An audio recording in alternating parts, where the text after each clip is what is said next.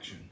What's up, history peeps? Today we're going to be going over Portuguese and Spanish exploration, the conquest narrative from 1492 with Columbus's famous voyage, all the way to 1610 with the creation of Santa Fe, the first capital city in the New World. So let's get started. There's lots of content to cover here. The first thing that you need to know is trade. The first big thing that you really need to know is that the Ottoman Empire is going to conquer Istanbul, which at that time was called Constantinople. And so being as nothing can go through there, that means that there is no more access to trade in Asia. And so Europeans are going to have to go around. To make matters even worse, Italy is going to cut off trade around the Mediterranean. So if you're any other European country, you are going to have to find another way to the Indies. The Italians kind of have this secret deal with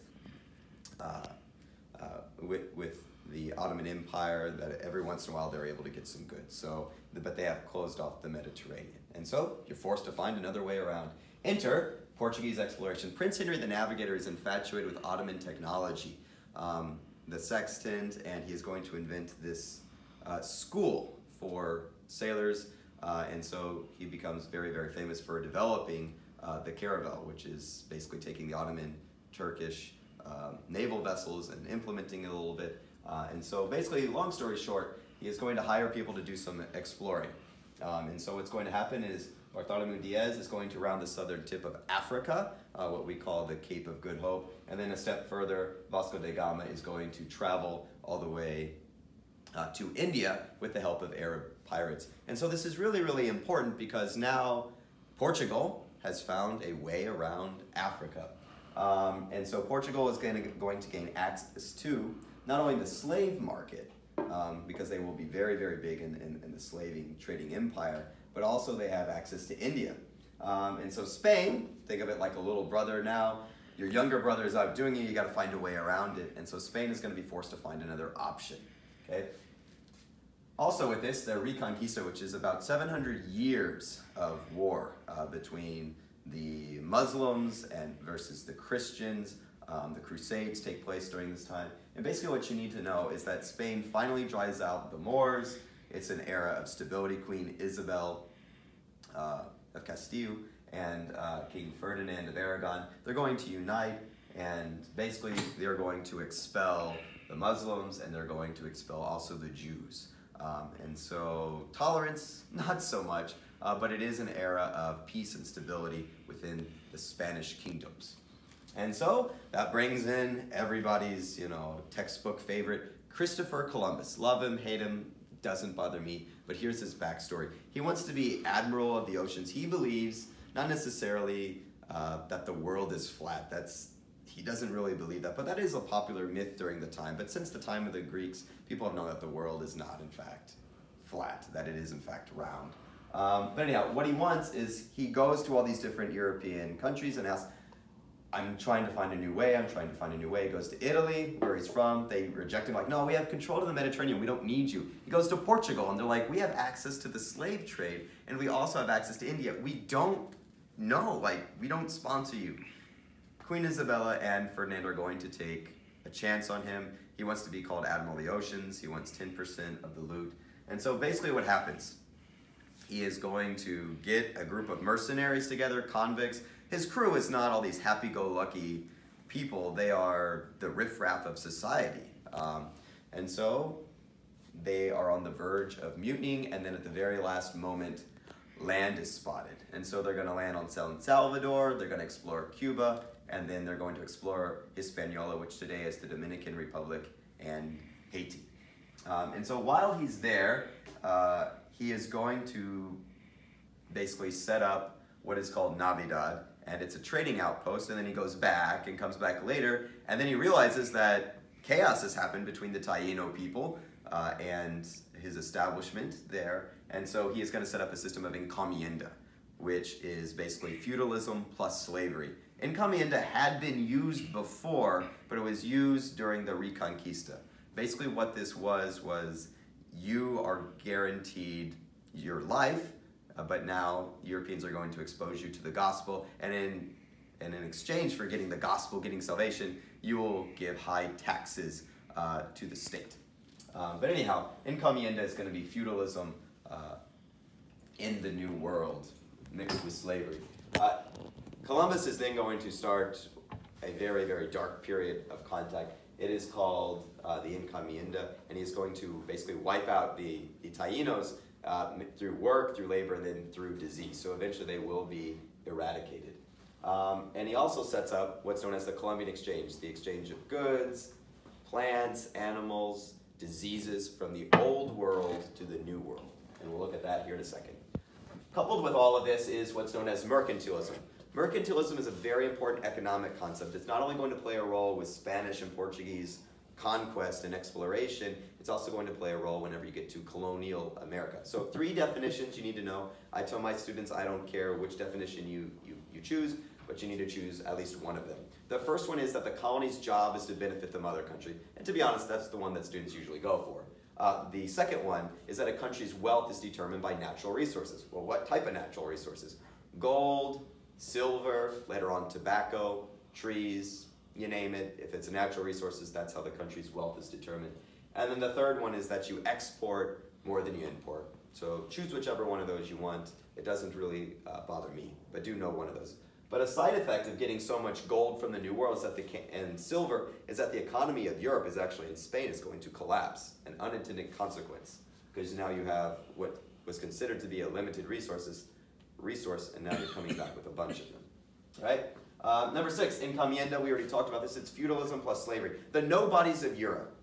These conquistadors were nobody. That's why they chose to go over to the New World, and in exchange for their, courage, they were able to enslave the local Taino people to do all of the work. And eventually when the Taino people and the local natives are going to die, they're going to be replaced with slave labor. Okay. Number 7 here is the Columbian Exchange. It's the exchange of goods, people, ideas, plants, animals, and diseases from the old world to the new world. All right? And in terms of diseases, this has detrimental effects on the native population. Anywhere from 80 to maybe 90% of those that were there before contact in 1492 are, over the time and space, going to fall away. And so that is very one-sided. Of course, there is syphilis that moves to the New World, moves from the Americas, we'll say, all the way to the New World. But yes, there's the exchange of the horses that comes. It's a very European animal, Eurasia animal that is going to make its way over. But to be honest, the main thing that you really need to focus on is that disease. It changes everything. Africa is going to be different because of contact. The Americas are going to be different because of contact. And Europe is certainly going to be different. And they're going to be different in a myriad of ways, depending on how you're arguing. All right. Moving on here, the Treaty of Tordesillas. Well, Portugal says, hey, good job, Spain, you found something, but we're still making a fortune. But being as they're both Catholic countries, the Pope steps in and says, we're going to divide things up, and it's called the Treaty of Tordesillas. The Pope is going to say everything to the east is going to belong to Portugal, with the exception of Brazil. Everything else in the New World, the Pope says, that's yours, Spain. And basically, that prevents 2 Catholic countries from going to war with one another, which is going to allow tithing to continue to the church. And so Brazil is going to get access to the New World. Everything else is Spain. That's basically what you need to know. Right? There is, of course, going to be religious outrage over this. Juan Ginés de Sepulveda, he is going to basically make the argument that, look at these natives. They don't have God. They dress with next to nothing in some cases. They are born to be enslaved by Europeans and Catholicism. And that is going to come in contact with Antonio de Montesinos, who is going to be a Spanish priest who speaks out against this contact. And the main guy that you need to know is Bartholomew de las Casas. He starts off as a conquistador. Here's a couple of these sermons talking about how natives need to be treated with respect. And he gives up everything, this conquistador life, and he dedicates his life to the eradication of this encomienda system. He wants to undo it. And his famous work is a short account of the destruction of the Indies. He pops up on virtually all the exams. But more importantly than that, he speaks out against what is happening, and people start to listen. A Spanish priest speaking out against this. All right? Moving on, Pedro Alvarez Cabral, long story short, he's going to claim Brazil for the Portuguese, but being as he intensifies the land there, he is also going to intensify slavery. Portugal is making a fortune off of the slave trade. And when it comes to slavery, Brazil is going to get 41% of them. All right? Most of the slaves are going to end up in the Caribbean, about 48%. 41% are going to go to Brazil, and then 5% will come into contact with what is today called the United States. All right? But more to come on that later. In terms of America, well, how did it get its name? I thought, why isn't it called Columbus? Well, Amerigo Vespucci is with Columbus, and he is going to give accounts. It's called Mundus Novus, give accounts about what happened. And so a German map maker, you know, sees that Amerigo Vespucci was writing about this, and basically it gets called the Americas, mainly because of a German map maker, cartography. Right? Social hierarchy. Well, the more pure blood you are, the better off you are. So the more white connection you have, the better, which has an interesting dynamic later on. You're going to have countries like the Dominican Republic and Haiti. Dominican Republic, even though both of those countries have mixing of black blood in them, will say one side believes in the Dominican Republic that they have this connection to Columbus, and there's all kinds of statues. And on the other side, in Haiti, you're going to have kind of this hatred towards Europeans and this embracing of being black. But yet, at the end of the day, both have mixing of black within them. But anyhow, this social system called the Casta system, Peninsulares are going to be people that are from Europe that happen to come to, quote unquote, the New World. Creoles are going to be white descendants that are going to be born in the New World. Mestizos are going to be kind of this mixing that happens between Native Americans and some of the white bloods. And then mulattoes are going to be kind of this mixing of European and black. And then Indios are going to be more native. And then at the bottom are going to be Sambos. And there's a couple other terms that go along with this, but basically that would be pure black. So even blacks are kind of kept to the bottom of this. So it's a new social hierarchy, and it gets real intricate depending on what country you're looking at. But basically the more white you are, the more pure blood, the more connection you have to the old world, the better off you are in this system. Right? Slavery, chattel slavery. Humans are going to be considered property, and it's going to be passed on through the mother. Why the mother? Well, in cases of rape, then it means that that child is also going to be a slave. And it's going to start replacing this encomienda system that starts falling apart. And so you have what's known as the Middle Passage, and that is going to be blacks kidnapped in Africa by other Africans, brought across to the New World, and as I alluded to earlier, you're going to have 48% of those that are going to be going to the Caribbean, 41% to Brazil, and then 5% goes to what becomes the United States. But even if it's a small number, 5% for the United States, it's still hellacious consequences. All right, if you were lucky enough to make it over, which some people weren't, even sharks started following the slave ships, it wasn't an easy go for you. And so that's going to bring you to some resistance stories. So how do you resist slavery? Everyone thinks of, oh, it's a slave rebellion. Well, some of the easiest way to resist slavery is, number one, working slow, breaking tools. If you need to, committing suicide. Some mothers would even kill their children knowing that they would be brought into a world that would basically destroy them and they didn't want them to be a part of it. But in other ways are, of course, the slave rebellions. And so the first major slave rebellion is San Miguel de Guadalupe. And so what's going to happen there is you're going to have Lucas Vasquez is going to be from Hispaniola. He's going to bring some slaves with him, and some important things happen. And where exactly he settles, we don't fully know. We know that it's between South Carolina and maybe even in Georgia. But what does happen is that blacks will be brought over. There'll be some mixing with Native Americans as some slave catching goes on, and they run into some hard times. So we do know that it is the first settlement in what becomes North America.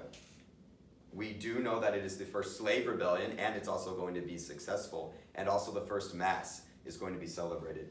So the slaves are going through some pretty hard times. The Spanish also are going through some hard times, and there's an issue with resources, and they have a very difficult time in the winter, and the slaves are going to rebel. They're going to join with some of the Native Americans around them, and they're going to win. So first slave rebellion, and it's 1526, and the slaves are going to win. That's a heck of a story for you there. And then going right along with there is Janka's revolt. Gaspard Janka is going to be a slave that is going to be brought over. He's also Muslim. And so he is going to basically hold off the Spanish for about 30 years in the highlands. And so that is going to be just an incredible thing to do. And so his settlement eventually becomes San Lorenzo de los Negros. And so it's very, very famous today. So if you ever get a chance to go there, very, very important. And he holds off the Spanish, all right? And they're fighting with, you know, just swords, pikes, things that they can get their hands on. And then you have some maroon societies. So some slaves are going to resist by running away, obviously. So these are runaway communities. These are mostly in Brazil and then in the Caribbean. And it preserved that old culture, that old way of life, the old rituals, the old religions, the old customs. Lamares is going to be in Brazil, and then Jamaica obviously has a couple. There's a couple other that pop up after the date that we're looking at here in 1610. There are going to be Fort Mose, which the Spanish set up in Spanish Florida, and that's eventually going to inspire the Stono Rebellion, where slaves in the English colonies are going to try to get down to freedom. And that's kind of going to create some instability, because the Spanish are not enthused that the English are going to eventually settle there. Next up, let's look at the Taino Rebellion of 1511. Aguiabaina the first is going to settle peace, and then his son is going to continue the struggle, and he's going to use guerrilla warfare. Eventually the Tainos do, through guerrilla tactics, they do win, but ultimately disease gets the upper hand, and disease is ultimately going to lead to their destruction. But they are seen as fierce warriors, and so anytime in Latin America that you have resistance movements, they also kind of connect back to the Taino. Enriquez revolt. So obviously it's the Spanish versus the Taino people. Enrique is a Taino. At a young age, he sees the Conquistadors do some pretty nasty stuff, like his father gets burned alive. He sees the remains of all of them, and so he, as a child, is sent in the care of none other than Bartholomew de las Casas, and Las Casas is going to take care of him. And you know, he's kind of this heir to the culture. And so what's going to happen is that his wife is going to be raped, and it just gets really nasty. And so he leads a resistance in the highlands, and he is going to ultimately, it ends in a peace treaty, but ultimately, again, disease is going to get the upper hand. And so it is that very much that connection with the Taino and the resistance in Latin America. Right? Next up is going to be the thing that usually they give you in a textbook. So there are so many conquistadors, I couldn't possibly include them all, but I will include basically a brief summary of them. But the conquest narrative, the conquistadors, they are going to be gold, God, glory, guns, germs, and steel. All right, these massive empires are going to fall. This way of life is going to be undone, mainly through disease. Disease is the biggest part of this story. Pedro Alvarez Cabral is going to claim Brazil for Portugal. Juan Ponce de Leon is going to be searching for that fountain of youth, but then he's going to be the governor of Puerto Rico, and he is going to also have a run-in during the during the Taino rebellions. Vasco Núñez de Balboa is going to go through the Isthmus of Panama and explore the Pacific Ocean. Cortez, of course, is going to conquer Moctezuma and Tenochtitlan, which today is Mexico City. So the fall of the Aztecs happens under him.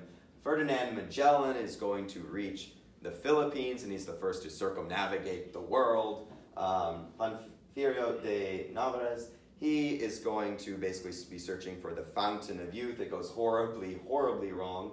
And so his assistant, his treasury, Alvar Núñez Cabeza de Vaca, he is going to survive, and then he is going to write a book called Shipwreck about how he had been, enslaved by the Native Americans, and he later plays a role in Coronado's expedition. He is one of the sole survivors of Narvaez's expedition, him and a slave named Esteban.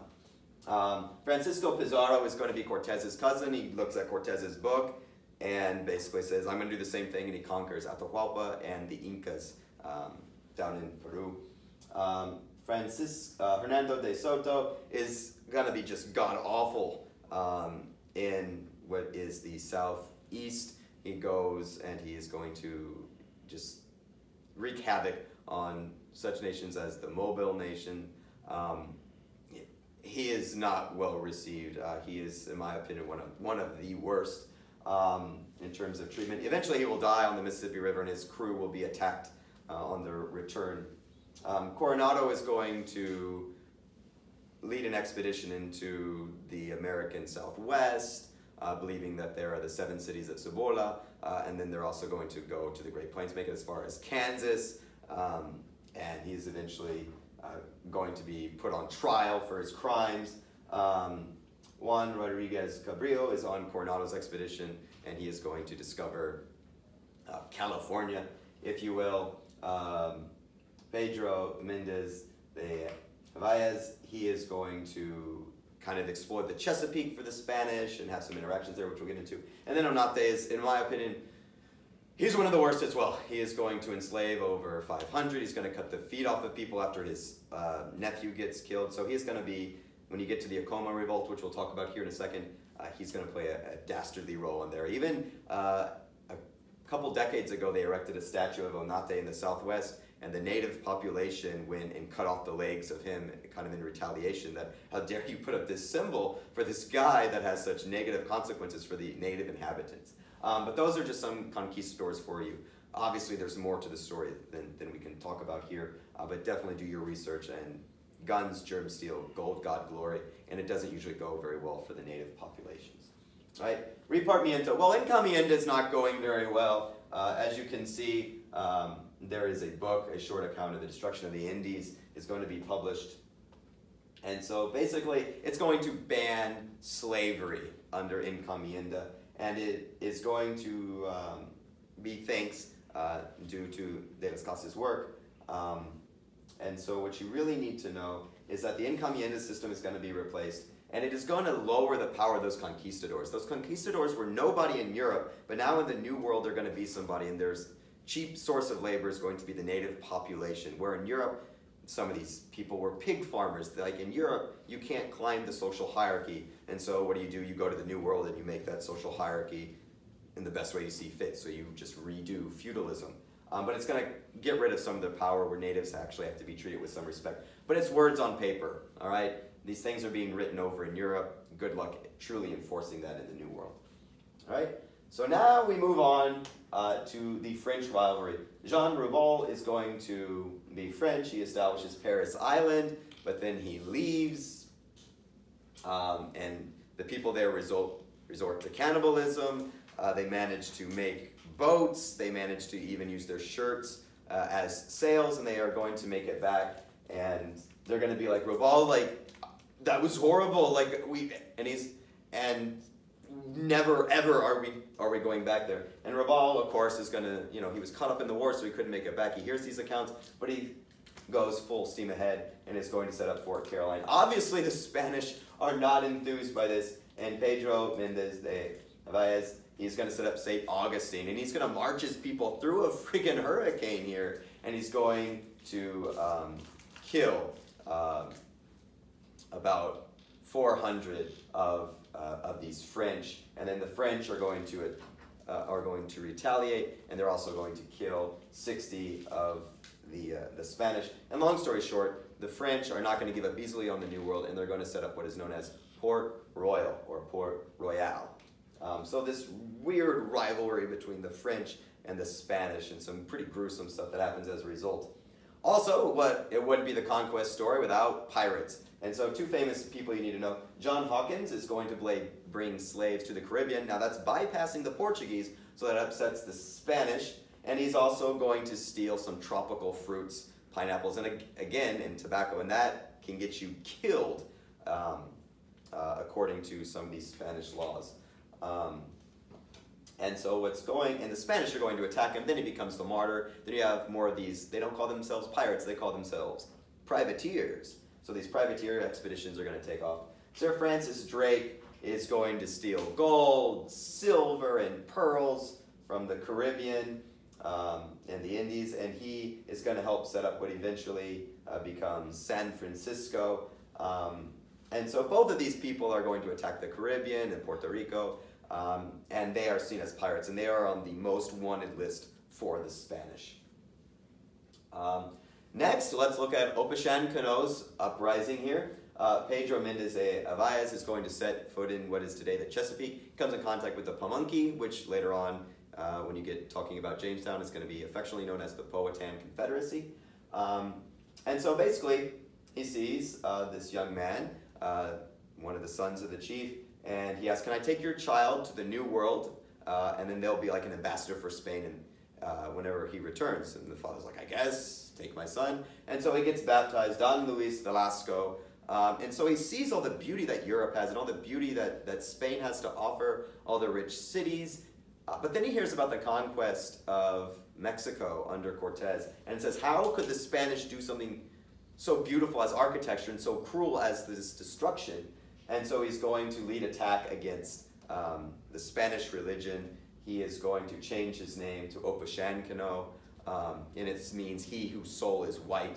And he basically goes against these Franciscan friars. And after this, the Spanish like, you know what, our empire's getting a little too big.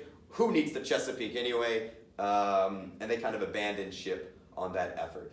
So a little violence kind of holds off resistance, but the English, of course, will show up in the not too distant future. Pacification, it's basically a reiteration of the new laws of the Indies. Basically, it says the new policy to replace encomienda with charity. We shouldn't look at these people as inferior. We should look at them as not necessarily equals, but people to be respected and trusted. So it's charity, not conquest. And, picking up the story here, the Spanish Armada. Why is it that England gets a chance? Why is it that France gets a chance? Why is it that the Netherlands get a chance in the New World? In many respects, it has to do with the Spanish Armada being destroyed. In 1588, Spain is trying to invade England. They get caught in a hurricane, and their fleet is decimated. And that is going to give the low guys in the European totem pole a chance at the New World, a chance to get what Spain has. And that's going to bring in the English, and that's going to bring in, obviously, Roanoke and Jamestown and all the colonies and set the stage for what becomes the United States. So had the Armada not been defeated, who knows? Maybe a lot more Spanish speakers in the Americas. Who knows? That's the interesting thing about history. You never truly know. Moving on to issue number 26, Llanillo's revolt. Llanillo is going to be a Gale heir, which is going to have their empire kind of in Georgia and Florida. And here's about the loss of culture. The Spanish missionaries are going in there and they're taking away the religion, they're taking away the dancing, they're taking away some of the sexual things that are happening. You know, marriage is kind of a Christian thing, and so marriage didn't really work that way for the natives. And so he starts rebelling, and he leads a violent attack against these missionaries. And then Mendez de Canso is going to attack and burn villages, and he's going to kill some of them. And he enforces loyalty oaths. And so he's going to kill not only Llanillo, he's going to kill 24 others. And it kind of sets the stage for these loyalty oaths and Spanish conquest. It calms down. Resistance is going to be kind of done in this era. And he also starts cultivation of corn, cultivation of other goods, some vineyards. So that kind of sets the stage for stability, but yet kind of resistance underneath the surface. And then you have the Acoma revolt with Juan Onate. He's going to take over the Acoma Pueblo. The Acoma people are going to winter is approaching. They're not going to want to give up all their resources to these Spanish people that just kind of showed up. And so yes, there is some violence that breaks up. And Onate is going to fire cannons onto the city, kills 800, he enslaves 50 others, or 500 others, my apologies. And then he's going to hack the legs off of, if my estimates are correct in this, about 50 other of these people that are males. And so the rest are going to be sold off to slavery. So in my opinion, he is one of the worst conquistadors. And yes, what else can you really say except for it's horrific, it's god-awful, but it is what happened. And sometimes the past is not necessarily a very positive thing, but you need to reflect on the past, learn from it, and grow from it. And so Santa Fe, it's going to be conquered by the Spanish conquistadors. The Franciscans are going to establish it, and eventually, long story short here, it's going to become a capital city, the first capital city in what becomes the New World, we'll say. And then, at the end of the day, you have what's known as the Spanish Black Legend. And it's created by the English. So take that into consideration. Was what the Spanish conquistadors did horrific? Absolutely. No one will ever deny that. But you have to also look at who's writing those things. Well, it's the English, and they also want a piece of the New World. So be careful of that. Like, as with most things in history, there are elements of truth, but the real reality, the historical facts, lies somewhere in the middle between one person's opinion and another person's opinion. The truth is in the middle somewhere. And so yes, it has elements of truth, but English use it as a tactic to say that they are better at this. They are English after all, and so why should they not have a piece of the New World? The Spanish have kind of blundered and horrific things that happen, and obviously the English will be able to do it better. We'll see how that goes, but there you have it, Portuguese and Spanish exploration. It's a lot, but it is an important tale, and it is one that is often left out of the textbook. Sometimes all they talk about are the conquistadors, but there are stories of resistance. Yes, slavery plays a role, but there are also stories of resistance against slavery. And so there you have it, ladies and gentlemen, Spanish and Portuguese exploration and conquest. What more can you say? Have a great day, be kind to one another, and may the force be with you. Thank you.